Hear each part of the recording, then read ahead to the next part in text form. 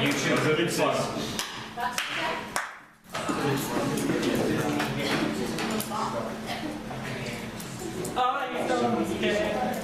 Yeah. Okay, so inside his work, die seentjie gaan sommer nie so baie mis nie. I don't mean it like that. We're going to start the debate. Okay. I love it.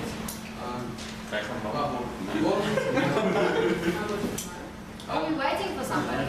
Hey, What are you what's talking about? Education Let's panel. start. Get your poop in order. Okay, so without any further ado, I would finally like to call the Prime Minister to state her case. Here we go. The motion we have today is that this House believes that the votes of members of a household should only be counted if the woman in this household can vote or do vote. So we basically feel either both voices get heard or no voices get heard. We are willing to say we will do without the vote of the man if the women in this household do not vote. The three arguments I'm going to bring to you today is firstly the patriarchal society and why women in the society should actually realize their own worth. Secondly, why men need to realize the worth of women. And thirdly, why the political sphere is the great equalizer. Okay, firstly, why women should realize their worth.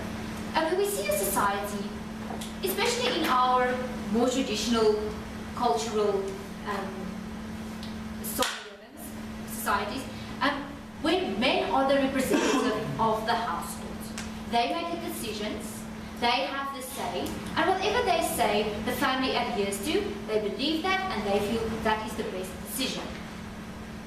Although there has been a lot of change in modern societies, we still see this in most of our rural areas and our traditional and younger societies. Okay. Now, what we want is we want the women in these societies to actually realize their worth. Because what is happening? Women is accepting the status quo. They don't mind having the man make decisions. They don't mind having the man read out on political parties and him having to decide who is going to represent this family. Who do we want to rule our country? Therefore, we feel that if we are doing this, women is going to realize, if I don't vote, my husband don't have a vote for our family, and therefore I am important. Therefore, my voice is just as important as my husband's, or as my father's if you are a daughter that can vote already. Therefore, we want women to realize that they should actually take part in political activities. They should also say, hey, but listen to what I think, even if it's not what my family think. We do not feel that one person should represent 4 or 5 people. Every person should represent themselves. Yes? Do you not think that women would still vote the same as their husband even now that they are forced to vote?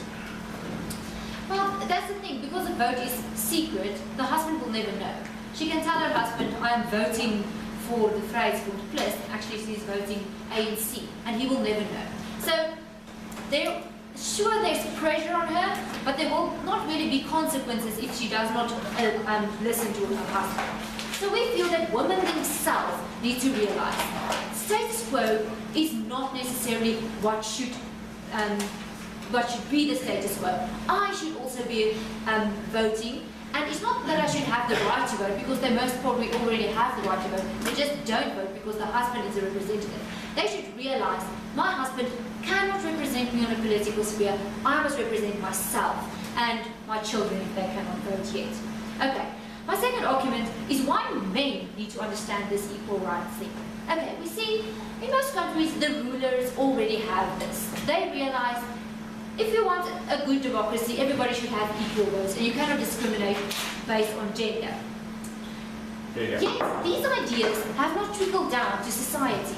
So the rulers have this idea, and in their policies and everything, and in their constitutions, they say equal rights for everybody. Yet the people on the ground floor do not do this. They do not implement this because they are still stuck to their traditional roots and their traditional practices where the man is the ruler of the family and he makes the decisions, he understands everything, he has got greater knowledge and therefore he should decide. So we want men to understand. You do not know everything and your wife or your daughter should also vote. Because if we can implement this on the ground level, that is when we are really going to have equal rights for both men and women.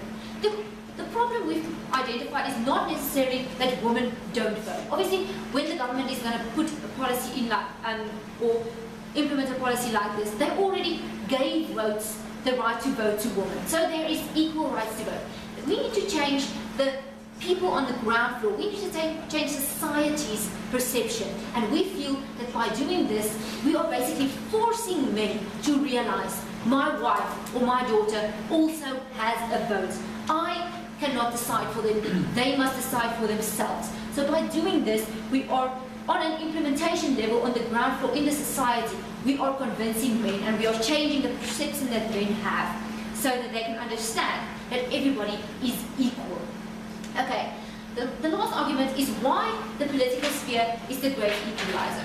Why should we, on a political sphere, equalize men and women in this sense? Why should we say we do not want to hear the man's voice if the woman did not vote? Why is the political atmosphere the place where we should do this?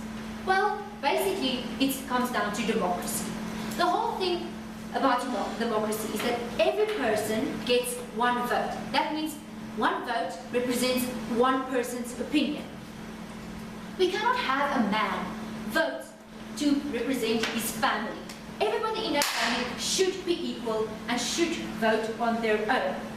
The political sphere is the great equalizer because if people are equal in this sphere, they are most likely to be equal in all other spheres because the political sphere has got like a fuller key in each one of these other areas of society. If people's equal rights in a political sphere is not only acknowledged but implemented, it will also be acknowledged and implemented in the legal aspects of society. It will be acknowledged and implemented in the workforce. Everywhere where people go, they will be equal because they will know that this person also has one vote. This person is also having a say. And the political sphere is the great equalizer because it influences all the other spheres of society. So therefore, we feel either both voices get heard or we don't want to hear your voice.